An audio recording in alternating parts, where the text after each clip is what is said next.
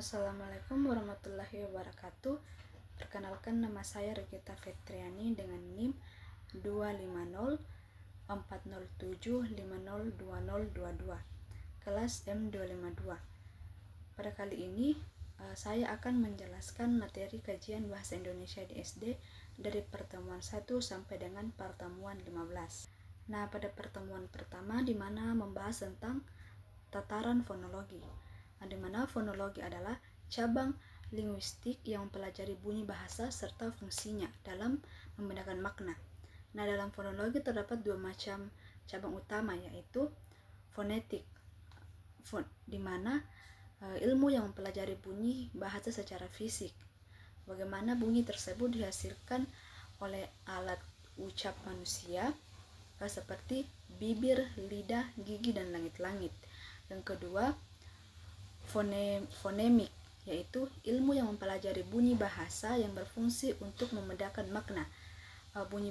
Yang dimana bunyi bahasa dapat diklasifikasikan menjadi 3, yaitu bunyi vokal.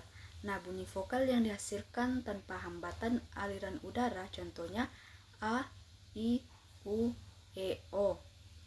Yang kedua, bunyi konsonan, bunyi yang dihasilkan dengan adanya hambatan pada alat ucap, contohnya P, B, T, D, K, G, M, N, dan lain-lain.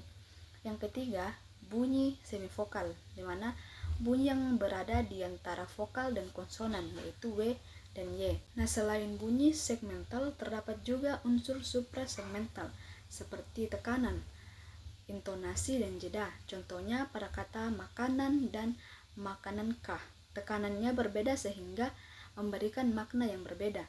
Nah, selanjutnya ada 3 konsep penting dalam fonologi, yaitu fonem, alofon, dan pasangan minimal. Fonem adalah satuan bunyi terkecil yang dapat membedakan makna. Contohnya itu bunyi P dan B pada kata patu dan batu. Nah, alofon adalah variasi bunyi dari satu fonem yang tidak mengubah makna. Contohnya pengucapan huruf K yang sedikit berbeda pada kata kali dan kapal. Nah, pasangan minimal ada 2 kata yang hanya berbeda pada satu bunyi, tetapi maknanya berbeda. Morfologi. Setelah fonologi, selanjutnya kita masuk ke dalam morfologi. Nah, morfologi adalah cabang ilmu linguistik yang mempelajari bentuk kata dan proses pembentukan kata. Satuan terkecil dalam morfologi disebut morfem. Nah, morfem adalah satuan bahasa terkecil yang memiliki makna, di mana morfem dibagi menjadi 2. Yang pertama, morfem bebas, di mana morfem yang dapat berdiri dari sendiri sebagai kata, contohnya makan, rumah, pergi, atau ibu. Yang kedua, morfem terikat, di mana morfem yang tidak dapat berdiri sendiri dan harus melekat pada morfem lain seperti imbuhan me, ber, kan, dan an. Di mana proses pembentukan kata dalam morfologi ada beberapa macam, di antaranya afiksasi atau penambahan imbuhan, yang dimana terbagi menjadi 3, yaitu prefiks atau awalan, yang kedua sufiks atau akhiran, yang ketiga konfiks. Yang kedua, reduplikasi, pengulangan kata. Contoh kalimat dalam pengulangan kata itu seperti buku-buku, rumah-rumah, atau jalan-jalan. Nah, yang ketiga, komposisi, di mana penggabungan 2 kata atau lebih, contohnya rumah sakit, meja makan, atau kambing hitam. Nah, pada pertemuan 9 dan 10 itu di mana membahas tentang pembentukan kata atau yang dikenal dengan istilah morfologi.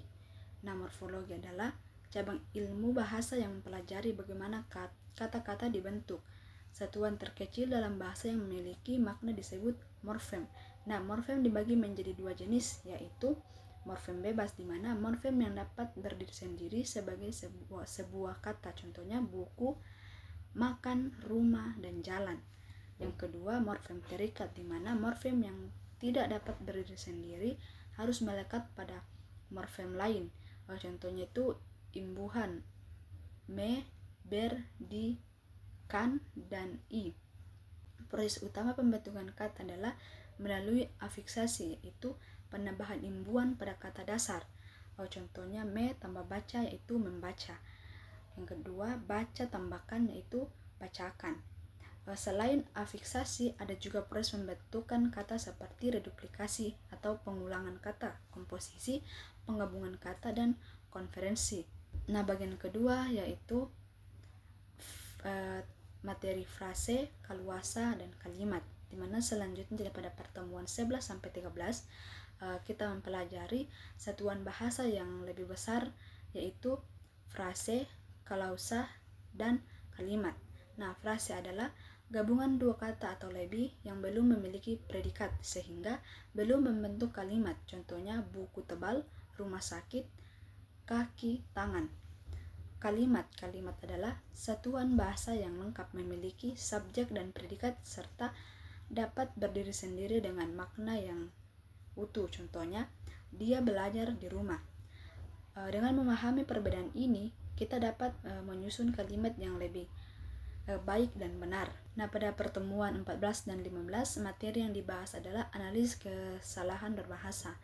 Dalam menggunakan bahasa Indonesia, seringkali kita melakukan kesalahan. Beberapa jenis kesalahan yang umum adalah kesalahan ejaan, di mana kesalahan dalam penggunaan huruf kapital, tanda baca, dan penulisan kata.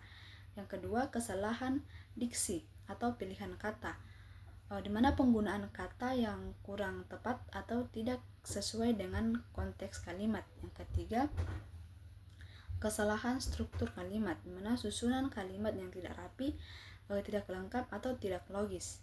Nah, tujuan mempelajari analisis kesalahan bahasa ini adalah agar kita dapat mengidentifikasi kesalahan tersebut dan memperbaikinya sehingga penggunaan bahasa Indonesia kita menjadi lebih sesuai dengan kaidah yang benar.